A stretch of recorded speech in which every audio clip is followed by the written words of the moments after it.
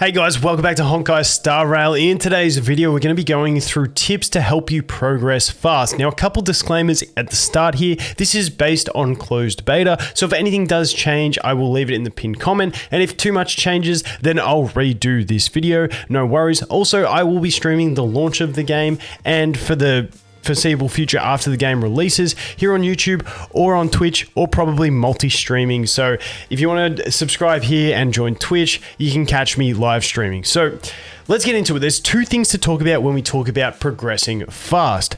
The first thing being progressing your account level, your Trailblazer level, so that you can unlock more faster. And the second thing is progressing through the content that you have available to you at the level you are, meaning pushing harder content at a lower level. Now we're going to go through both of those things and the basics behind them. So the first one I'm going to go through is going to be progressing your account level. So there's three main things you can do to progress your account level. The first one is going to be doing your dailies. So I know this sounds incredibly basic, but to progress your account, you want to do your dailies. You can see here, you get some experience every time you complete your dailies. So don't miss those. They are a good chunk of experience. The second thing is using your stamina. Now, as you can see, I am fully capped on stamina. That's because I'm spending this is the last day of beta, and I'm spending all my time recording, not actually playing the game. So you never want to cap your stamina. You want to burn your stamina whenever it's there, because that is going to grant you Trailblazer experience, which is going to grant you Trailblazer levels.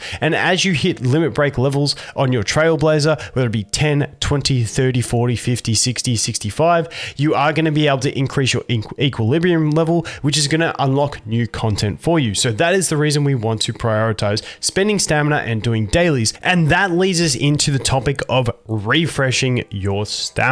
Now, you can refresh your stamina up to 8 times per day. The first one costing 50. I believe it's been a while now since I've done full refreshes because we've been running out of gems, but I believe it goes 50, 75, 75, 100, 100, 150, 100, no, I think it's 150 and then 200, 200, something along those lines. So it gets super, super expensive. Now, refreshing is a personal preference. If you refresh more, you'll be able to probably summon less. So just keep that in mind. Eventually you will get there. Refreshing is more of a whale thing in my opinion. I will run a single account where I just spam refreshes, and that's what I do. But then I'll also play another account where I don't do the refreshes. Now, depending on your spending level and stuff like that, maybe you want to do the 50 Stellar Jade refresh every day. It's completely up to you, but just know that refreshing stamina will give you more stamina to spend, which will then progress your account faster and raise your Trailblazer level faster, which will unlock more content faster, but it does come at a cost of not being able to summon as much. But there is one other place where you can actually gain more Trailblazer experience to progress your account level faster, and that is going to be when we go through the map. Now, unfortunately, I can't show you any of them because I have actually done all of them in the beta, but in every different region we get, every zone, you'll be able to go to the different zones in it and check this chest thing here. Now, different puzzles versus challenges versus treasure will give you different amounts, but doing these things and collecting all these things is going to grant you some extra Trailblaze experience. It's not going to be massive amounts, but if you do all of these compared to none of these, it may get you to unlock a higher Trailblazer level a day or two earlier than you otherwise would have, which means you can start farming harder content earlier. And on top of that, if you're looking for a little bit more bonus experience, we do also have side quests that open up all the time throughout the game, which you can go ahead and complete for some experience, and also the operation briefing, which is sort of a one time. Once you've cleared it, you can't come back to it, but while you're early progressing, it can give you some experience if you're able to complete the missions. So next I'm going to move into some things that talk about sort of optimizing your account to increase the power so that you can clear content, but not increase it too much that you're costing too many resources. The first thing is going to be gearing. Now, gearing is a very complex system. I'm going to give my general recommendations, but take it with a grain of salt because everything is nuanced. But essentially what I recommend is with gear, with your 4-star gear that you get along the way, upgrading it to level 6 is fine. Just keep in mind when we get to Chaos Memory, you're going to need 8 units built. So you're going to need 8 sets of gear. So don't go upgrading one piece of gear to level 12 or 15 and then having the rest at level 3. You're just going to burn so many credits and so many upgrade resources. But the efficiency to upgrade them to level 6 is pretty fine. So up until count level 50 is where I'd be like looking at level 6-ish. Some of them, if they got good main stat and substats, you can look to level 9, but once you've got all the others up and sorted. Now, once we get past level 50, I think it's fine to take those purple gears up to like plus 12 if you haven't yet pulled any good 5 stars and you're really trying to push your account. Now, the reason I say this is because it's cheap to upgrade a piece to level 6, gets more expensive to 9 and 12, and before level 50, you're really going to be grinding out to upgrade your traces, your character levels, your light cone levels, and all that type of stuff. So you want to save those credits for that. However, once we go past level 50, you're in this longer period until you can level up and start, increasing your light cones and character levels again. And during that period, when we look at upgrading gear, a level 0 4-star piece of gear costs 1,500 credits to feed, and a level 12 4-star piece of gear also cost 1,500 credits to feed. So you're not having massive losses later on once you feed it. It's just that initial cost of getting the first piece up is what you don't want to waste early on when you're focusing on upgrading other things. I hope that made sense, but TLDR is before account level 50, I recommend about level 6 for 4-star gear. Some of them maybe go to level 9. Then after level 50, you ideally want to be looking at your 5 stars, but if you're just missing one piece and you're trying to like push something, you can feel free to go up to level 12 without too many losses. The next one on this topic is going to be doing stuff at the end of the week. Now, a particular example of this I'm going to jump to is going to be the Echoes of War. Now, the Echoes of War, these items that you get are going to be important for upgrading traces, and especially in your first week or two, this is when this is going to be relevant. Later on in the game, it won't matter at all. But for your first like 2 to 3 weeks, this is going to be a very important one. And that is to hold out on doing these towards the end of the week, because if you do increase your equilibrium level, you'll get a harder level of these to do, which will give you better not only gear drops, but also can increase the quantity of these that you get, and these are required for some of your trace upgrades. The other thing is, don't just unlock this one and rush and do it, because if you unlock the second one, these items here, some characters need this item to upgrade their traces, and some characters need this one. So balance out what you're trying to do. Otherwise, you could do what I did in this beta. I just farmed this one straight away. Then I got towards the end of the week and I had some trace upgrades that I wanted to do, and I couldn't do them. I couldn't get the cleanse on my healer because I couldn't get any of this item. So definitely I recommend leaving this to the end of the week and also targeting what traces you actually need to upgrade. And to check that, you can just go into your character, you can go into traces, and I think I'm going to have to find a character that I haven't upgraded. So if we go down here to Welty Boy, you can see here, he's going to need this one. So if Welt was the one I was looking at upgrading, it's him. Maybe I had him and another character that requires the other item, then I'd want to split it. So just keep that in mind. You always want to get whichever ones you need, and you want to do it at the end of the week. Next, we're going to look at a little bit of min-maxi type stuff related to currencies that you get, be it credits, be it light cone upgrades, whatever you will.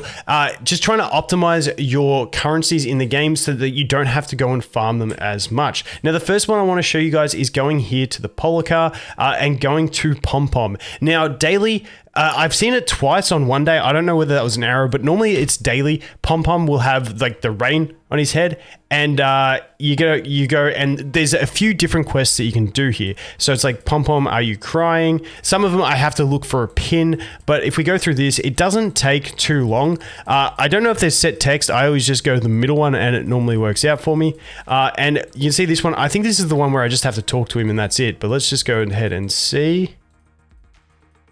And you massage to stop Pom Pom from crying. Thank you. Job done. I think that's it for this one.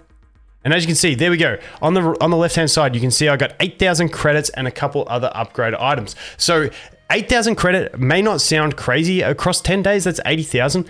Honestly, Credit is a big crunch in this game, so getting as much as you can is really nice. And as you can see, that took me no time at all. Sometimes you got to look for Pom-Pom's pin, and there's something glowing here. It's not that one, but the pin's normally around here as well. So there are different ones you get, different missions, but every day, like I said, once I had it twice in a day, maybe I just made that up, but yeah, at least daily you can go and see Pom-Pom and get yourself some extra credits, which are going to be really nice. Now, the other thing you can do, this is for really hardcore people with too much time on their hands and they just really want to do it. Now, there was a time during this beta where some of the bosses would give you like ridiculous amounts of resources, like crazy amounts of resources. That is no longer the case from what I've seen. Let's go over into a different land because I think I've done most of the ones on the ship.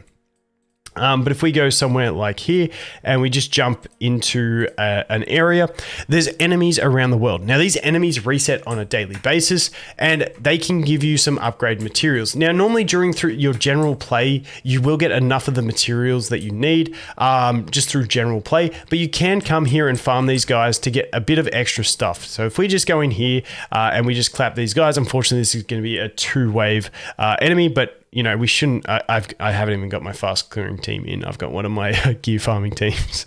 Massive rip.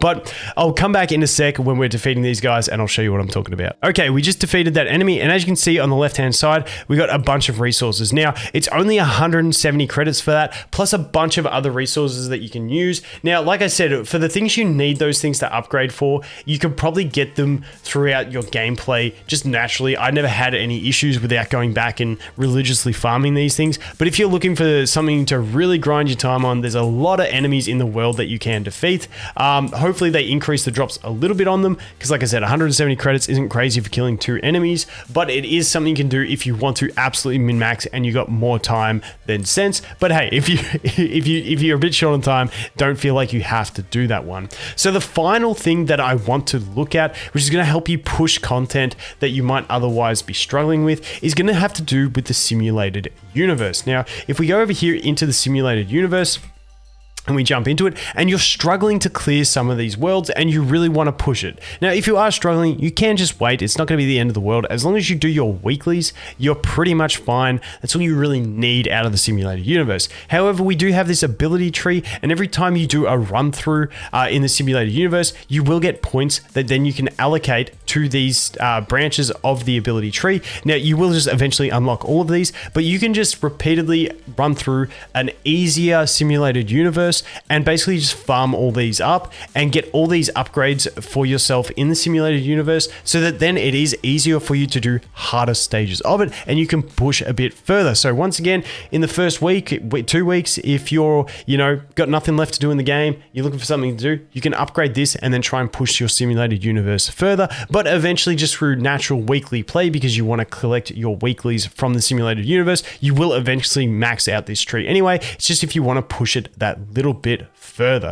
So that is going to be it for progressing fast, guys. Like I said, some of those ones at the end there are more min-maxy type things, but essentially you really want to complete your dailies, spend your stamina, and also find all those chests in the world to really maximize all your Trailblazer XP. Now, also on top of that, refreshing stamina is optional, but not necessary at all for players. It's a very much a personal preference thing on whether you want to do it to boost your level faster or whether you want to save resources for summons. But that is going to be it for this one. Thanks for watching. Hope you have an awesome day, and I look forward to seeing the next one. Cheers.